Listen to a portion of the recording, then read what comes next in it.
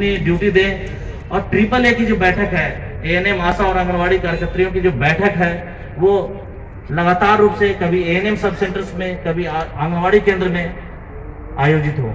इससे हम अपने जानकारी को पूरे तरीके से लागू कर पाएंगे। ये हमारे लिए आपदा का समय था। कोरोना के समय में कई चीजें जो हम लोग करना चाह रहे थे वो नहीं हो पाई है, लेकिन हम लोग अपना साहस बरकरार रखना चाहिए हम लोगों को, और हमेशा देखना चाहिए कैसे हम लोग बेहतर कर सकते हैं। जो हमारे पास सीमित संसाधन है उसमें कैसे हम बेहतर कर सकते हैं, और इसके लिए हमेशा हमें प्रयत्नशील होना चाहिए और आगे बढ़ना चाहिए। इस मंच से मैं और कहना चाहूंगा कि हम लोगों ने एक और प्रण लिया था।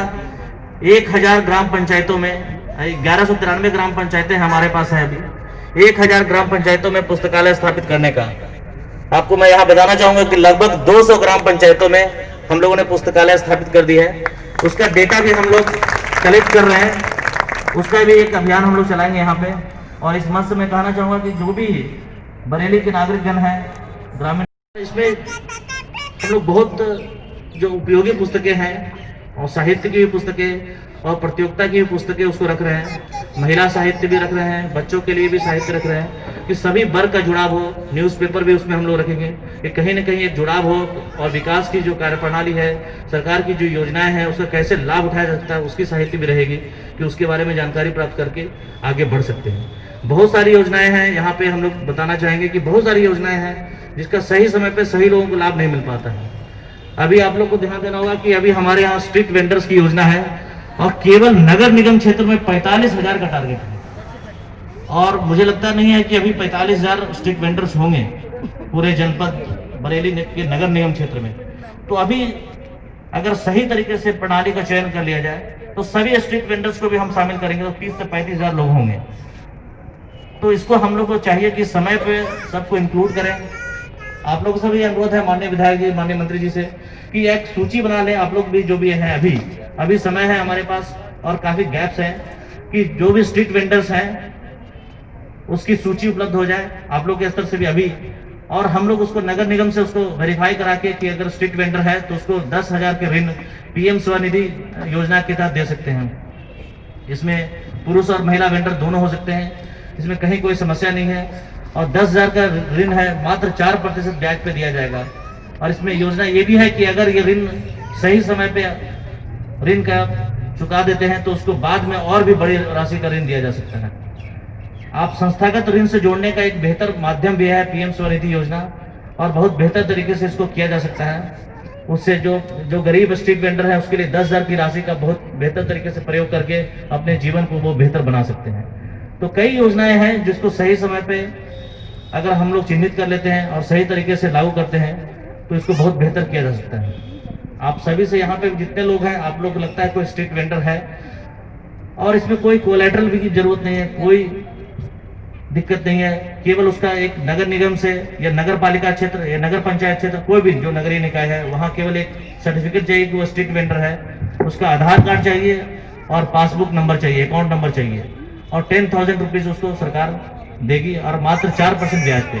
जो कि आप देखते हो गैर संस्थागत जो ऋण होता है वो काफी महंगे होते हैं, और इसलिए संस्थागत ऋण से जोड़ने का भी एक तरीका है कि कैसे संस्थागत ऋण से हम लोगों को जोड़ सकते हैं। पूरे बरेली जनपद में नगर निगम के अलावा हमारे नगरीय निकाय भी हैं, 19 नगरीय निकाय हैं, नगर पालिका और नगर पंचायत। उसमें भी हम लोग के पास लगभग 11,000 का टारगेट है। कुल मिलाकर 56,000 लगभग स्ट्रीट वेंडर्स हम कर सकते हैं। अगर देखा जाए तो 56,000 के परिवार के जीवन को हम लोग सही तरीके से अगर उस निधि का सही रूप से प्रयोग किया जाए तो हम लोग सुधार सकते हैं। कई लोगों के लिए 10,000 की राशि बहुत मायने नहीं रखती होगी, लेकिन जो अगर सक्षम हैं और जो मेहनत करना जानते हैं तो 10,000 की राशि का प्रयोग करके बहुत अच्छा कर सकते हैं। कोई रिक्शा खरीद सकता है, कोई ठेला खरीद सकता है, तो बहुत सारा चीज खरीद के अपने जीवन को बहुत बेहतर कर सकता है। तो हम लोग को एक अभियान चलाना चाहिए हर एक क्षेत्र में कि कैसे हम योजनाओं को सही वास्तविक धरातल पे प्रयोग करते हुए बहुत बेहतर करें।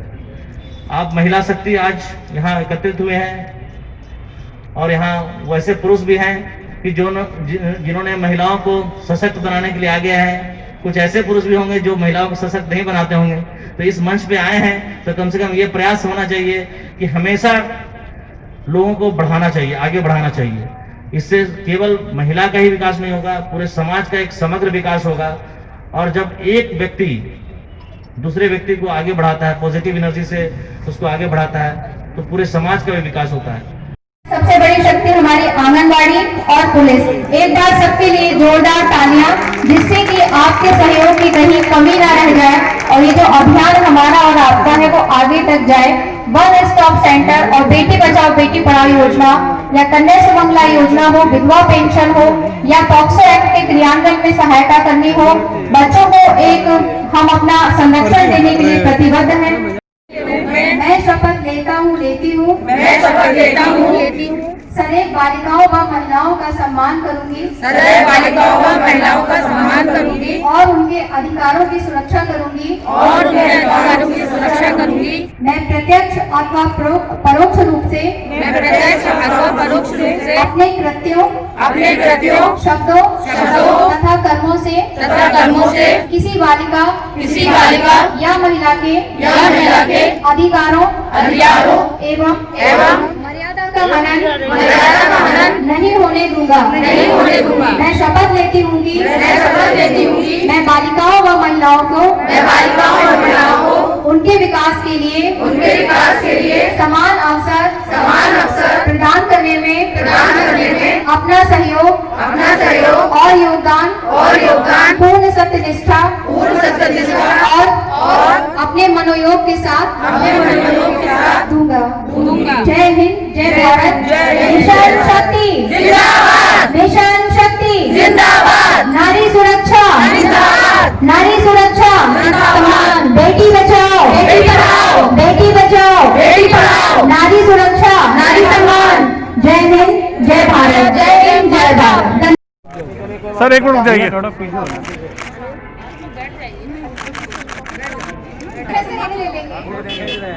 चलिए तालियां तो बजा दीजिए सबकी मेहनत के लिए। साकार संस्था जो अर्चना NSS अर्चना जी, मार्कर अर्चना राजपूत जी, आपने सोशल डिस्टेंस साकार आपका हो गया, आ रहा है, थोड़ा सा डिस्टेंस बना दीजिए आप और लाओ जल्दी दो करिए। मेन फोटो ये बनेगा। बैठ जाओ भैया पीछे आ जाओ और पीछे आ जाओ, भैया पीछे आ जाओ और पीछे आ जाओ। ये सब लोग साथ में है ना?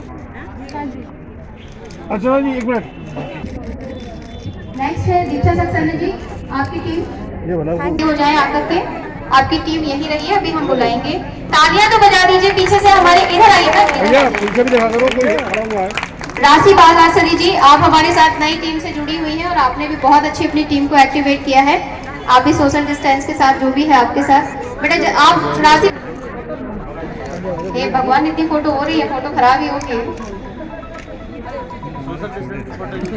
आजाद वेलफेयर ईमानदार परवीन जी की टीम, ओके, ईमानदार परवीन जी की टीम,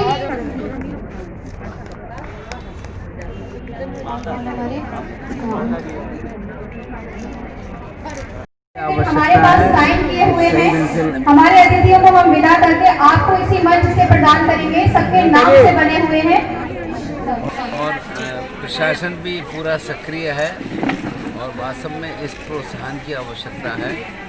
आज आवश्यकता यह है कि घर घर हम इसका एक कायदे से प्रचार करें, उसका लाभ सब।